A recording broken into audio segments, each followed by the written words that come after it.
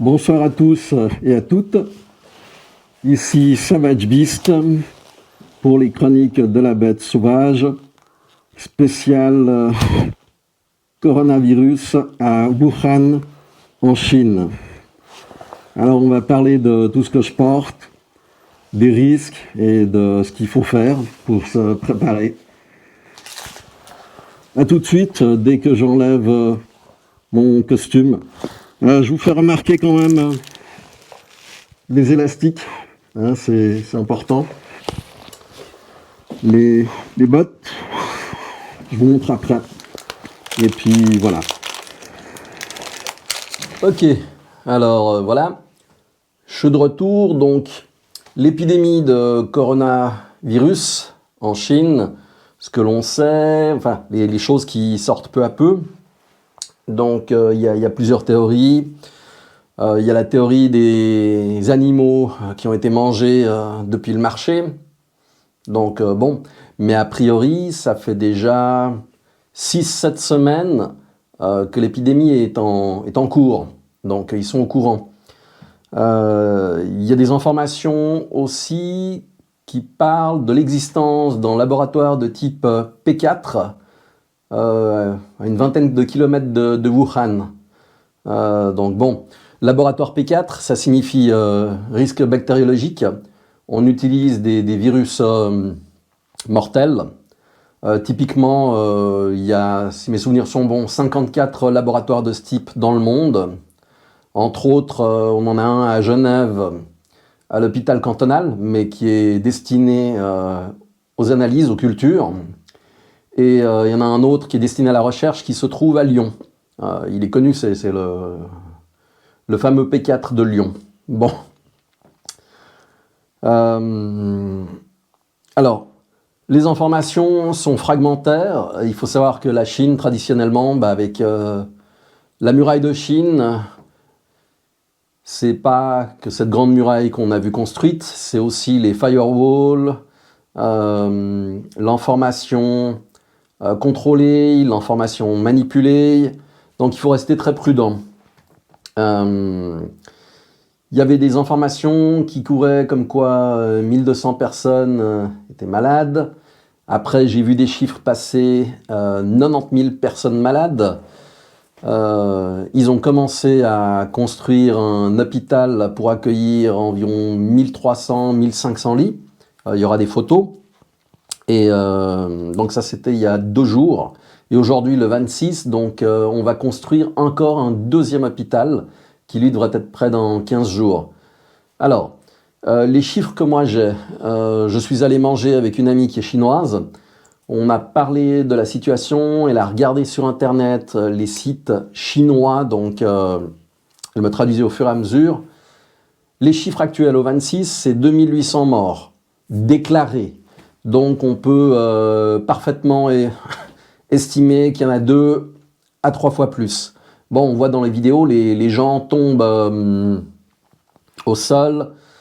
Ça, on trouve facilement sur Internet, on les voit. Il y a des informations qui disent que le virus a muté, donc que maintenant il est beaucoup plus contaminant. Il y aurait eu une guérison, une.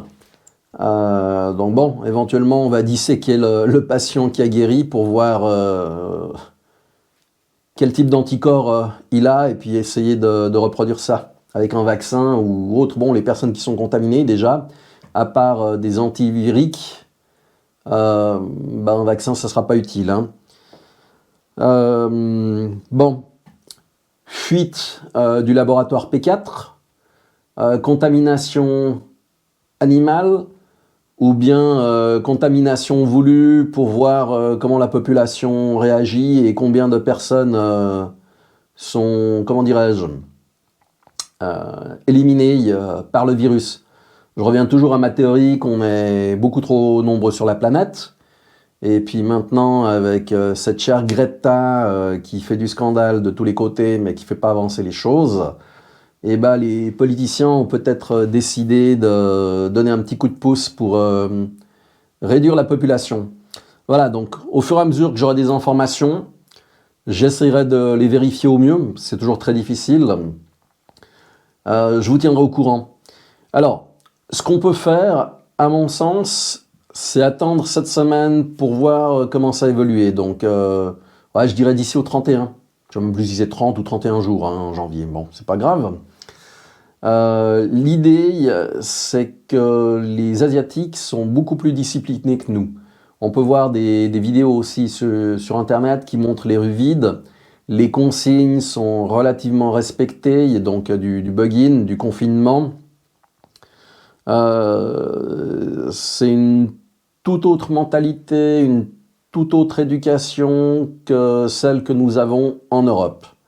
Et puis je parle même pas donc des Suédois aux yeux blonds et autres, qu'en dirais-je, chance pour notre Europe, qui alors eux vont se comporter d'une manière bien différente, hein, un petit peu comme lors des événements de la Nouvelle-Orléans. Alors qu'est-ce qu'on peut faire? Durant cette semaine, on peut gentiment augmenter nos réserves de nourriture. Ouais, il faut compter quoi? 15 jours de réserve supplémentaires par personne. C'est pas quelque chose d'exceptionnel. De toute façon, ça va se manger, il y a pas de souci. Pour vous protéger, bon, vous m'avez vu avec un beau masque de l'armée suisse, hein, ouais. Donc, faut savoir que ce type de masque, c'est incommode à porter. Ça colle, c'est pénible. Dans ce cas-ci, on n'est pas dans des chimiques, ni dans du atomique. Donc, les filtres de guerre, donc comme on a en Suisse, hein, voyez, c'est le camembert, hein, voyez, ils sont très bons, hein. Ou alors ce type de filtre qu'on peut acheter facilement dans les quincailleries. Voilà, je vous montre un petit peu les bandes. Donc ça, c'est du NBC. C'est pas utile. On n'en a pas besoin. Ce qui est utile, c'est du FFP2 ou FFP3. C'est pas très cher, ça permet de bien filtrer. Si vous devez être en contact, je dirais, avec des personnes qui sont décédées et que vous devez porter ce type de masque, alors à ce moment-là, vous prenez un FFP3, on les trouve facilement, hein, c'est pas très cher, c'est une quinzaine d'euros, et vous êtes tranquille avec ça. Donc ça va filtrer largement plus que les autres, et on aura moins de retours. Alors, au niveau des chaussures, voilà, hein, c'est des bottes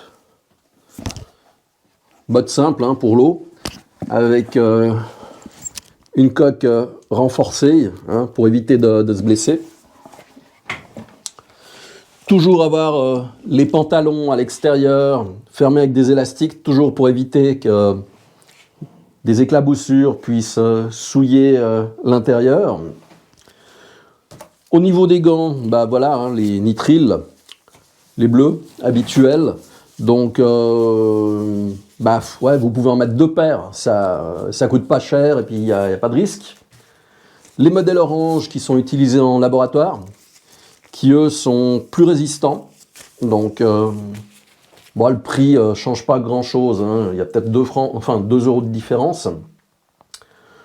Au niveau de la protection, vous avez les lunettes de protection pour tout ce qui est travaux manuels. Hein, donc, c'est pas cher non plus et c'est très efficace. Donc, pour tout ce qui est jet, etc., ça va vous protéger les yeux. Il en existe divers modèles. Pour protéger la chevelure, en français, ça s'appelle des charlottes. Voilà. Je dois avoir l'air malin comme ça. Ouais. Non, la charlotte, elle vient comme ceci. Il en existe de plusieurs types. Si vous n'en avez pas, vous avez peut-être des bonnets de douche. Hein, c'est typique. C'est la même chose, c'est en plastique. Si vous devez toucher des, ouais, je dirais, des gens qui sont vraiment pas bien, en bon état, à l'article de la mort, etc. Les gants, ceux-ci, qui sont renforcés, qui sont beaucoup plus résistants que les autres. De toute façon, vous en mettez 2 paires, il n'y a pas de malaise, hein. Toujours doublé, de manière à être protégé si la première couche lâche. Alors, ce qui est important, on va voir si c'est marqué dessus, ouais. Alors, ils doivent avoir des symboles, comme ici. Voilà, les symboles qui marquent apte pour ce qui est chimique et biologique. Comme ça, vous êtes tranquille. Au niveau du costume, vous avez les costumes blancs. Par exemple, c'est ce qui est utilisé dans les hôpitaux, sur les scènes de crime, mais aussi par les peintres de véhicules. Donc c'est bon marché, on les trouve facilement. Et d'après ce que j'ai vu, la norme est la même. C'est pour protéger des éclaboussures. Donc voilà, une fois qu'on l'a utilisé, on le jette. On brûle, on jette. Donc si vous devez être en contact avec des personnes donc, vraiment contaminées et autres, que ça tourne mal, typiquement les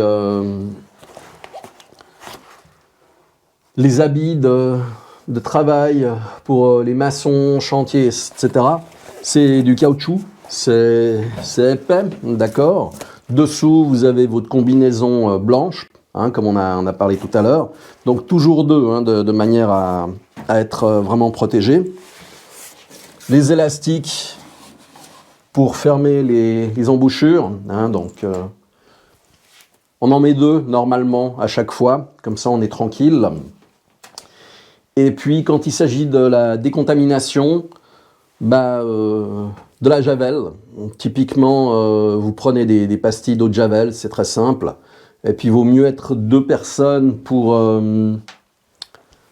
gicler, pour vraiment neutraliser le tout. Et puis après, on se déshabille, il y a un protocole pour se déshabiller. Il faut que je fasse des recherches, voir si j'arrive à vous expliquer en détail. Donc voilà, pour l'instant, pas de panique. Faut attendre. Vous pouvez gentiment, comme je l'ai dit, augmenter vos réserves. Éventuellement, du gel hydroalcoolique, bien sûr, c'est utile. Les petites bonbonnes, vous savez, ce qu'on trouve facilement dans les pharmacies ou dans les drugstores, il n'y a pas de souci.